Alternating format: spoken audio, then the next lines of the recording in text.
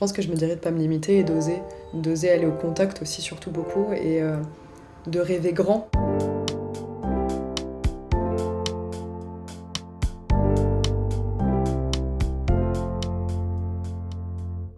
Bonjour tout le monde, alors on est dans l'épisode 2 de l'interview des copains. Et aujourd'hui on reçoit Ambroxana et je suis très contente de te recevoir parce que nous on est copines depuis qu'on s'est rencontrés à la compagnie La Cabane. Donc pour t'expliquer un petit peu le concept, je vais recevoir plusieurs invités et tous un par un vous allez me parler de votre parcours de comédien, de pourquoi vous voulez devenir comédien. La grande question. La grande question, la grande galère. Ouais. Et j'ai préparé quelques petites questions qui seront les mêmes pour plus ou moins tout le monde. Et après, on verra comment ça évolue petit à petit. Ok. Est-ce que tu te sens bien ? Bah oui, franchement, super coussin, super déco, donc tout va bien. On investit dans les coussins. Écoute, si tu veux commencer, tu peux commencer par te présenter en quelques mots qui tu es. Si je me présente, c'est Ambroxana, ça tu l'as bien dit, c'est mon prénom. Après, comédienne, oui. On va dire que c'est le grand but de ma vie. Après, c'est vrai qu'il y a des projets rémunérés, pas rémunérés, donc t'es toujours dans la grande question de se dire est-ce que tu peux enfin te proclamer vraiment comédienne ? Ouais. Ou est-ce que c'est jeune comédienne ? Enfin, tu sais, les termes un peu nuls comme ça, donc oui et non. Et enfin, oui. Mais intérieurement, tu sais, c'est toujours le doute. À partir du moment quand c'est que t'es légitime de dire voilà. que t'es comédien, quoi. C'est ça. Est-ce que c'est ok, t'as eu par exemple beaucoup de projets qui ont été rémunérés, mais si t'as pas l'intermittence pour X ou Y raison, est-ce que du coup tu l'es pas ? Ou est-ce que si t'as des grandes périodes où tu travailles pas, est-ce que tu l'es plus ? Enfin, c'est toujours des questions de doute. Mais on va dire que dans l'âme, oui. Ouais. Et après, j'écris beaucoup aussi. Donc il y a ce petit statut autrice et metteuse en scène dans la compagnie Kérosène, pour laquelle du coup je travaille. Et c'est assez nouveau, mais ça me plaît beaucoup. Donc voilà, on essaie d'avoir plusieurs casquettes, quoi, comme beaucoup. Et est-ce que toi, par exemple, t'as fait des formations ? Oui, j'en ai fait. La dernière en date, c'était du coup 4e Mur Lab. C'était une formation de cinéma qui a duré 9 mois. Et avant ça, en fait, je montais sur Paris une semaine par mois pendant un an. C'est des masterclass par le théâtre Elisabeth Tchertchouk, c'est à Paris. Et c'est du théâtre slave contemporain, très dansé, très corporel. Et avant ça, c'était des cours de cinéma par-ci par-là, tu sais, des petits ateliers. Ou directement dans des compagnies, en fait. Parce qu'après, j'avais tout le lycée qui était en spécialisation et facultatif de théâtre. Il y avait ça qui existait. Du coup, j'avais 13 heures d'art par semaine. Mais sinon, non, c'était pour le plaisir depuis toute petite, quoi. On va dire c'est via les gens que j'ai rencontrés, surtout. Donc, voilà. Est-ce qu'on peut dire que toi, comédienne, c'est un rêve de toujours ou c'est venu plus tard ? De toujours, à la base, je voulais être chanteuse, mais ça, j'ai vite compris que ça ne marcherait pas des masses. Pourquoi ? Parce que je chante très mal. Non, voilà, c'est comme toutes les petites filles ou danseuses étoiles, mais en fait, non, à 6 ans, j'ai rencontré le théâtre. Enfin, une femme m'a croisée dans la rue, et du coup, je l'ai fait rire, et elle m'a dit qu'elle allait donner des cours dans ma primaire pas très loin, et qu'elle voulait que je vienne. Et à partir de là, franchement, c'était sûr, je voulais que ça, vraiment. Après, tu te détournes un peu, des fois, tu te dis... on va essayer de trouver un métier un peu plus stable, des études un peu plus stables, mais en fait, non. Puis il n'y a rien de vraiment stable aujourd'hui, je pense. Tes parents ont toujours été OK avec ça ? Oui et non, dans le sens que oui, pour que je fasse toujours du théâtre. Après, tu sais, c'est la sécurité qui comptait. Ouais. Donc t'avais surtout le discours de... essaye de trouver quand même peut-être un métier qui te fasse vibrer, qui soit plus stable et rémunérant, et garde le théâtre à côté en passion très forte, mais en passion. Mais... Après, je pense que surtout ma mère, du coup, quand elle a compris que c'était vraiment que ça qui me faisait vibrer, là, elle est partie bien en tête avec moi et c'est mon premier soutien, tu vois. Donc, c'est une question de temps, je pense. Ok. Parce que là, aujourd'hui, t'arrives à en vivre ou pas ?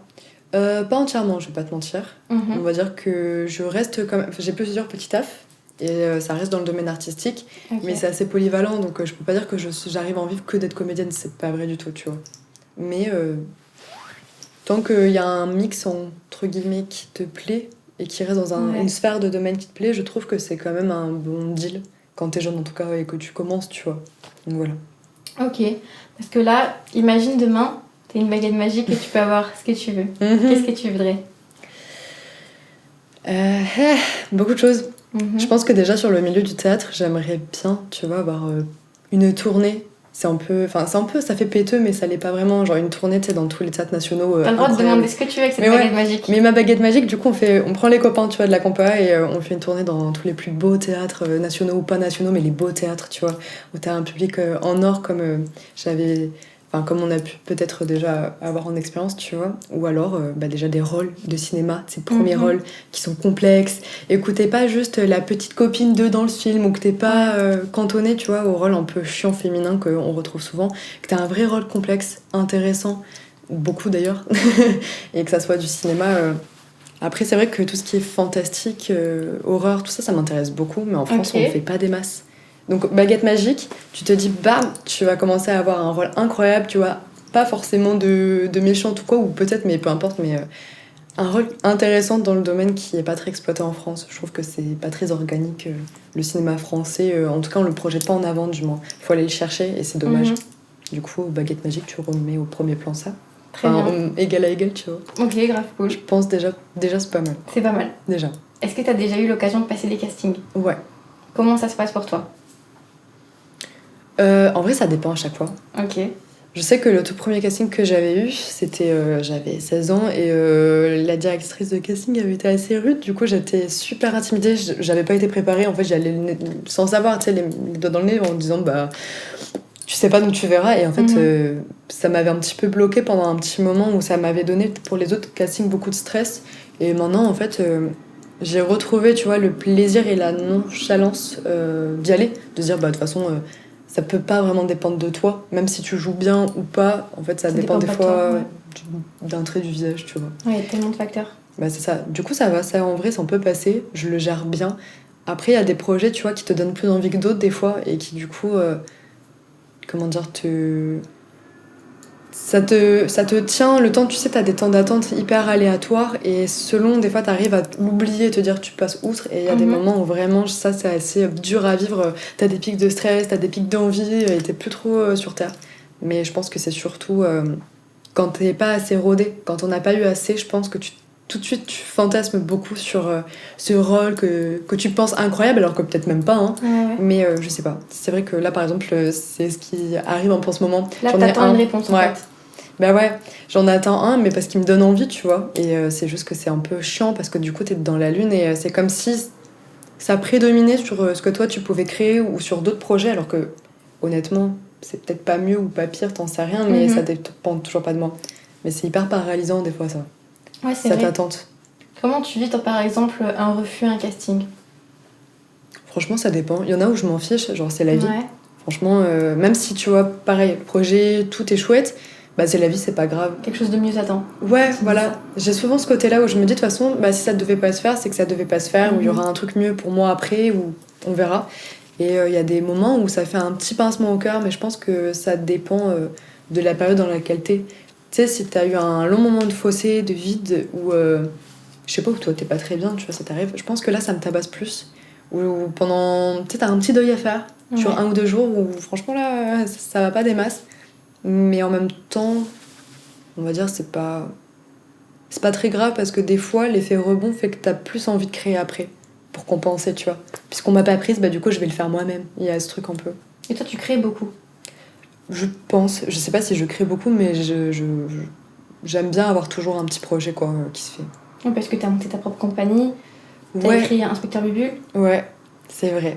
C'est vrai que du coup, c'est un moyen avec les autres de la compa de pouvoir vraiment créer son univers à soi et de pas être frustrée justement artistiquement, tu vois. Vu que pour l'instant, je suis la seule autrice de la compa, du coup, je propose un projet et s'il y en a qui aiment, ils me suivent et c'est hyper grisant. Donc c'est vrai qu'en attendant, tu vois, de rejoindre parfois des projets cinématiques ou autres qui me plairont, ouais, écrire, se donner les moyens, je trouve que c'est super satisfaisant aussi. Mais c'est ça qui est bien avec toi. C'est qu'en fait, t'attends pas qu'on te propose du travail, t'es vraiment proactive en fait. Ouais. Et tu crées ton propre travail. Ouais.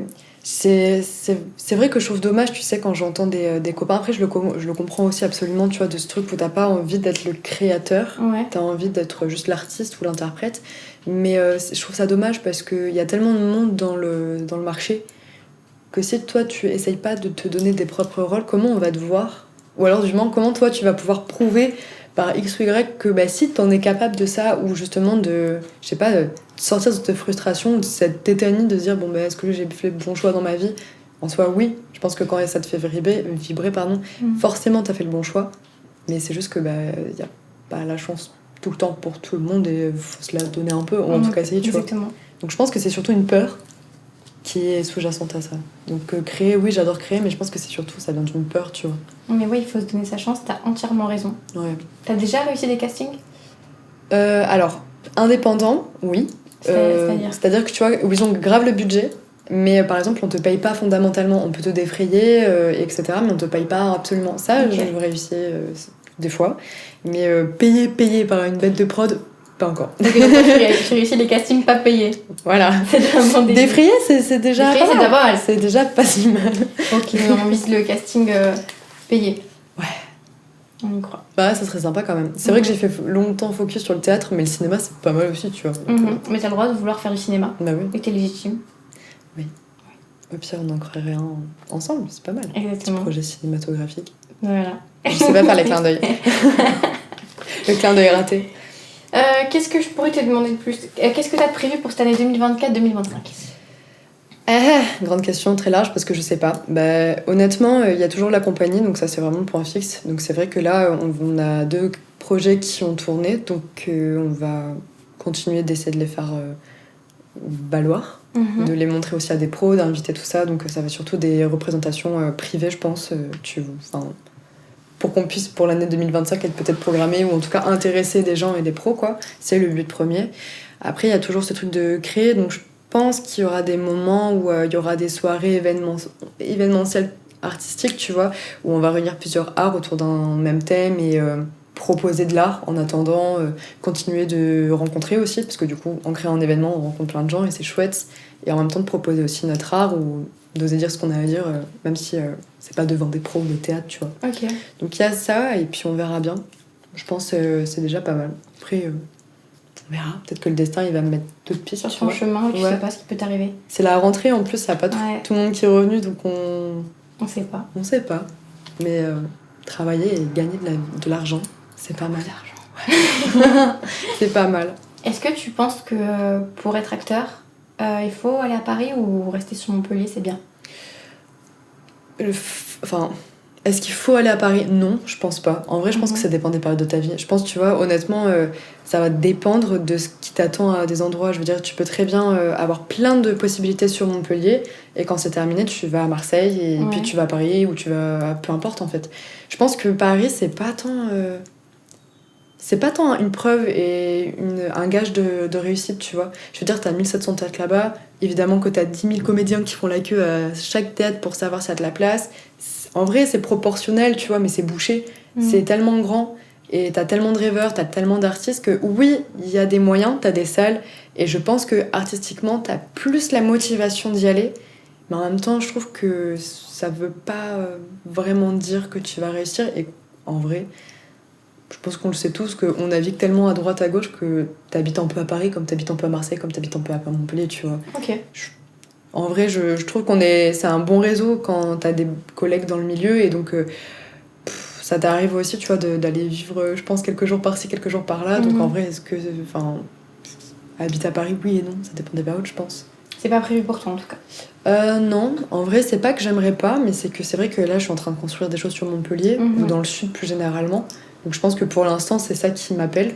Après, s'il y a des projets qui m'intéressent à Paris, je compte bien aller les défendre à Paris aussi, tu vois. Ouais, totalement. Mais pour l'instant, c'est pas ce qui se fait, donc on verra bien. Mais écoute, merci pour ces petites questions. J'ai un dernier petit jeu à te proposer. Oui, vas-y. Ça s'appelle le tac au tac. Ok. Donc j'ai des petites questions, et comme son nom l'indique, tu dois répondre au tac au tac. Okay. C'est bon pour toi? Oui. Ton film préféré? The Hour. Avec un S. J'ai paniqué. Oui. Ton réal préféré? Oh non, Daldry, celui qui a fait The Hours, mais vraiment par la panique. Ok. Ta réal préférée? Julia Ducournau, j'ai bien aimé, franchement. Ok. L'acteur qui t'inspire le plus? Je sais pas. Honnêtement, je sais pas. D'accord. Et l'actrice qui t'inspire le plus? Meryl Streep, franchement. Et est-ce qu'il y a un acteur ou une actrice avec qui t'aimerais jouer? Franchement, Pierre Ninet. C'est hyper basique. Franchement, mes réponses sont super basiques, mais c'est vrai.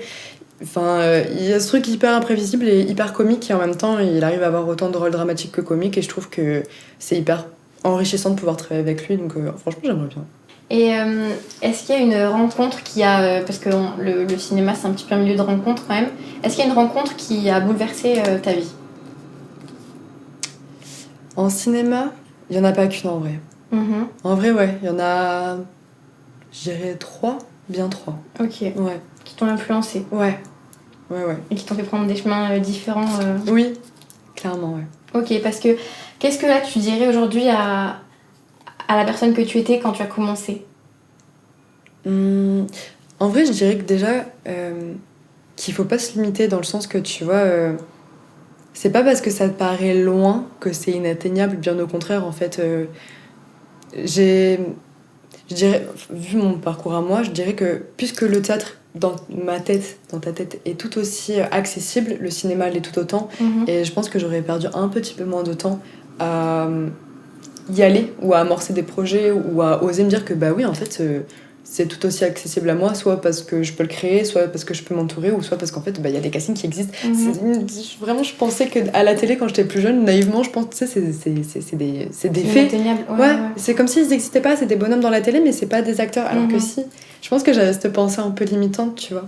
Je pense que je me dirais de pas me limiter et d'oser aller au contact aussi, surtout beaucoup, et de rêver grand, parce que plus tu rêves grand, mine de rien, bah tu vas pas tomber en dessous de tout, tu vois. Au contraire, ça va forcément t'amener quelque part et surtout de continuer d'y croire à la bonne étoile, on va dire. Pas que, mais beaucoup en ça, quoi. Oser et rêver grand. Ouais. C'est très beau ce que tu dis. Basique encore, mais c'est si vrai, je trouve. Oui, mais t'as totalement raison. Écoute, merci beaucoup pour tes petites réponses. On va s'arrêter sur oser et rêver grand. Je trouve ça très bien. Et donc cette vidéo sera disponible entièrement sur YouTube. On en fera des petits extraits pour Instagram et TikTok. Et on va essayer d'en faire un podcast. Si vous avez des questions auxquelles j'ai pas pensé et que vous voulez poser, vous pouvez les mettre en commentaire. Si jamais vous avez si jamais vous avez des thèmes à aborder, vous pouvez aussi les partager.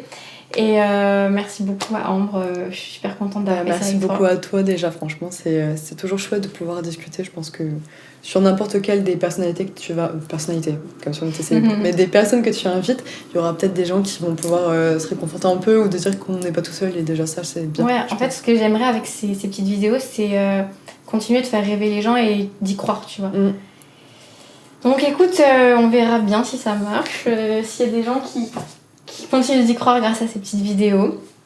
Et ce qui est cool, c'est de voir qu'il n'y a pas un vrai parcours, il n'y a pas un chemin de réussite, c'est chacun écrit son histoire et puis on verra bien. Ah bah ça c'est clair. Voilà. Et pour finir, j'aimerais juste qu'on fasse une petite photo pour que je puisse mettre toutes les photos de tous les invités si t'es ok. Bah oui, carrément, c'est trop mignon. Il y en a une pour l'instant. C'est déjà pas mal. C'est déjà pas mal. C'est le début d'une longue chaîne. D'une longue chaîne. C'est ça.